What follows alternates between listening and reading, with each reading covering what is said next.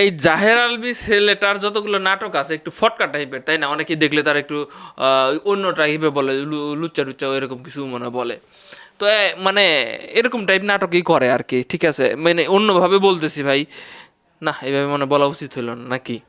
যাই হোক, অনেকেই বলতেছে আর কি এমনটা।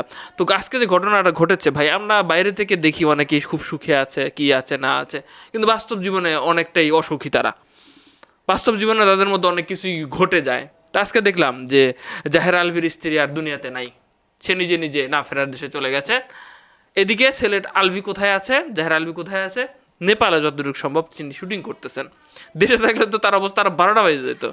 ঘটনাটা একটা পোস্ট ব্যাপারে এসেছে যে একদিন আগে জাহের আলভী একটা পোস্ট করেছিল যে ভুল করলে মাপ মেলে কিন্তু মুক্তি মেলে না। এইটার ব্যাখ্যা আমি কিভাবে দিব? আমি এটার ব্যাখ্যা এইভাবে দিতে পারি যে জাহের আলভী হয়তো বা কোনো প্রেমে জড়িয়ে গেছে বা কোনো একটা ভুল করেছে, সেই ভুলের জন্য প্রচুর পরিমাণে তার বউয়ের কাছে ক্ষমা চাইছে, তার বউ ক্ষমা করে দিছে, কিন্তু আসলে মন থেকে ক্ষমা করে নাই, সেটা থেকে ছাড় আর পাওয়া সম্ভব না।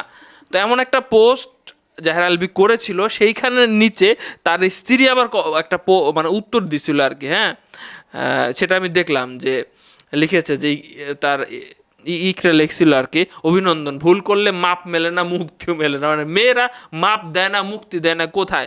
মেয়ের ব্যাপারে শুধুমাত্র এই বিষয়টা কিছুটা বোঝা যায়। এখানে একটা নায়িকার কথা, নাটকের একটা নায়িকার কথা বারবার উঠে আসতেছে, ছবি দেখতে পাচ্ছেন। তো এখন এই নাটকের এই নায়িকা সাথে নাকি অনেকেই ভাবছেন যে প্রেম টেম হয়তো বা আছে, কারণ তার জন্মদিনের পোস্ট একদিন আগেই জাহের আলভী দিছে, তার জন্মদিনের পোস্ট।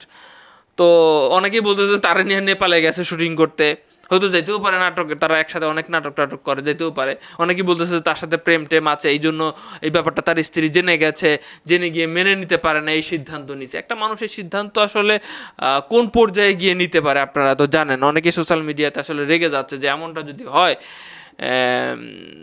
যে সে অনেকেই অনেক কথা ফুটাপিও দেখলাম অনেক কথা বলতেছিল যে ছেলেটার ক্যারেক্টার তেমন ভালো না আর কি। সো বিষয়টা আসলে অনেক ভাবনার বিষয়, আর এটার আসলে সমাধান নাই ভাই। একটা কথা বিশ্বাস করেন, আপনি চলে গেলেন তো হেরে গেলেন, এবং সব কিছু রাস্তা ক্লিয়ার করে দিয়ে গেলেন, এবং সে তো আরও বেঁচে যাবে, সে তো মানে বাংলাদেশি নেই, নেপালে আছে, এটার বিচার নাই ভাই। বা কি বলবেন আপনি?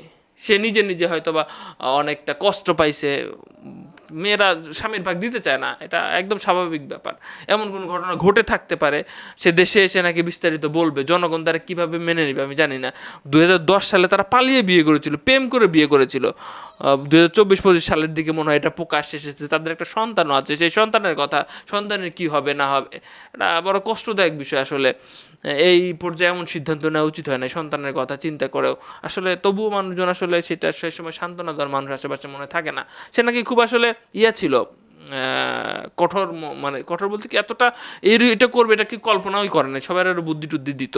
এখানে অন্য কেউ আবার আইসা কোনো কিছু ঘটায় দেওয়া যায় নাই, তো সেটা একটু দেখার বিষয় আসলে, একটু দেখেন আমরা বলবো আর কি। তো আপনারা কি বলবেন? ছেলেটাকে দেখে কি মনে হয় আপনাদের? আপনাদের ব্যক্তিগত মতামত কি? নাটকে তো অভিনয় ভালোই করে।